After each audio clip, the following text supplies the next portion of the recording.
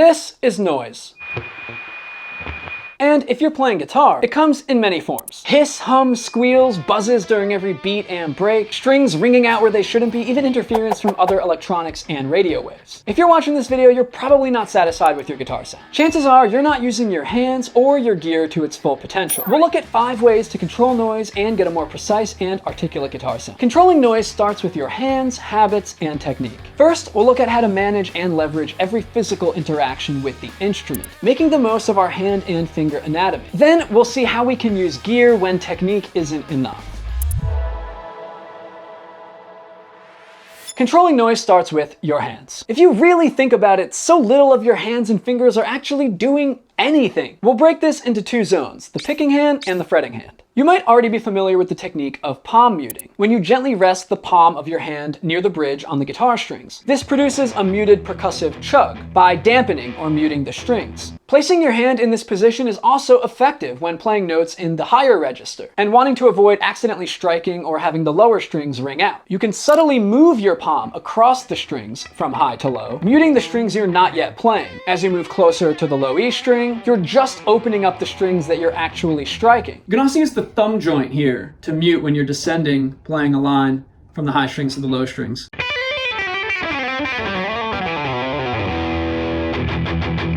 You can also use this palm muting technique in between phrases, or when there's a break or rest in between chords. Now, the pinky and third fingers on our picking hand can also help with noise control. Some players, when riffing on the low strings, will allow these fingers to kind of delicately rest against the high G, B, and E strings. This isn't my personal technique when doing picking, but I've seen a lot of players do it, and for some, it's effective.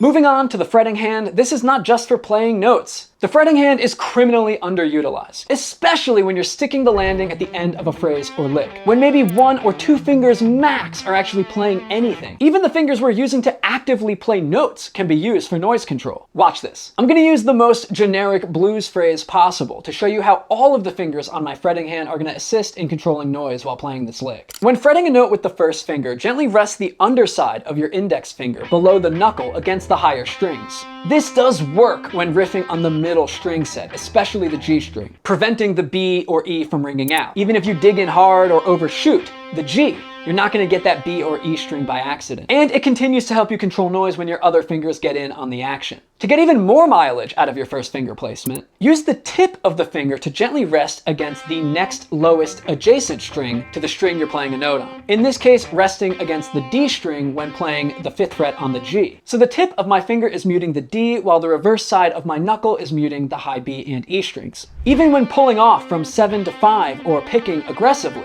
there's no unwanted ring or buzz. How crazy is that? We're basically using one finger to do 4 things. When playing the 7th fret with my 3rd finger, a lot of the same principles are at play. The tip is muting the lower string, the D, with the pad of my finger muting the B string, while the first finger continues to cover the high E.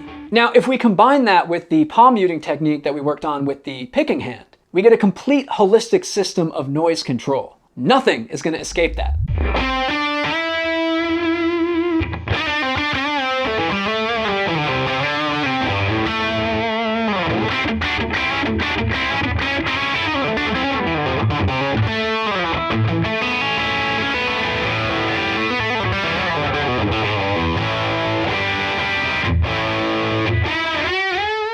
As you practice, all of these micro movements will happen instinctively. You train it like a reflex so that you don't have to think about it when you're actually playing.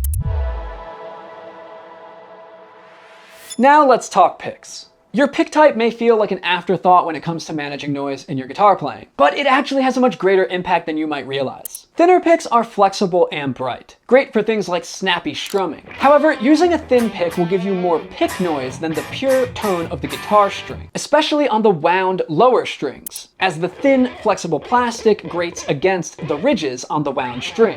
This can introduce unwanted scraping or string click, especially on things like heavy riffs.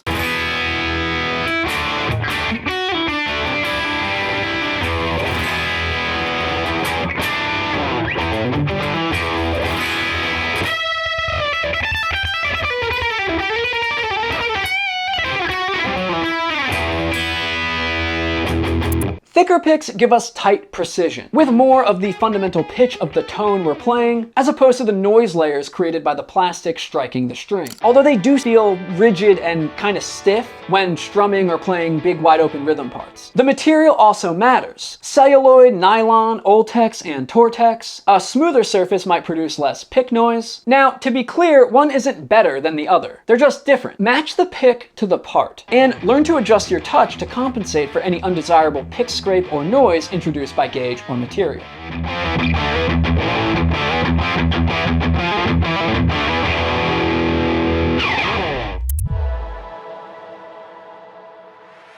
Now, what happens when technique isn't enough? Some guitars are naturally more noisy than others, like guitars with single coil or P90 pickups. Plus, super high gain tones with high output humbuckers will often produce noise that's totally uncontrollable when you're not actively playing. This is where gear can come in to help boost our muting techniques by using a fret wrap or a noise gate. Now, the fret wrap has been somewhat controversial at times. Some players feel like it's cheating. I disagree. If Guthrie Govan, probably the finest guitarist of the 21st century, can use one, so can you. The wrap provides additional noise control, especially when tapping in the high register, with a crunchy to high gain tone by dampening the strings closer to the nut. I wouldn't overuse this or lean on it for your standard noise control needs, as it serves a very specific purpose for a specific style or type of lick. The good thing is you can easily slide it on and off the neck when you need it in the middle of a song or solo.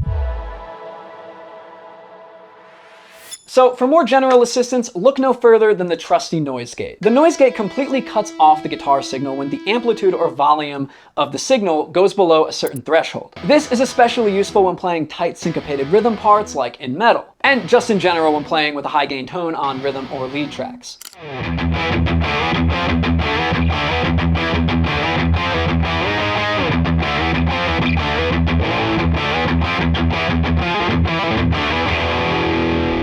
Especially with high output pickups, the amount of harmonic distortion or interference that you might pick up with a high gain amp like a PV6505 or triple rectifier will create some objectively bad sounding buzz. So dial in the noise gate to clamp down on the noise floor of your guitar signal. Basically the output volume when you're not playing anything. With the volume knob on your guitar turned all the way up, simply remove your hands and dial in the threshold on the noise gate to clamp down on that volume level.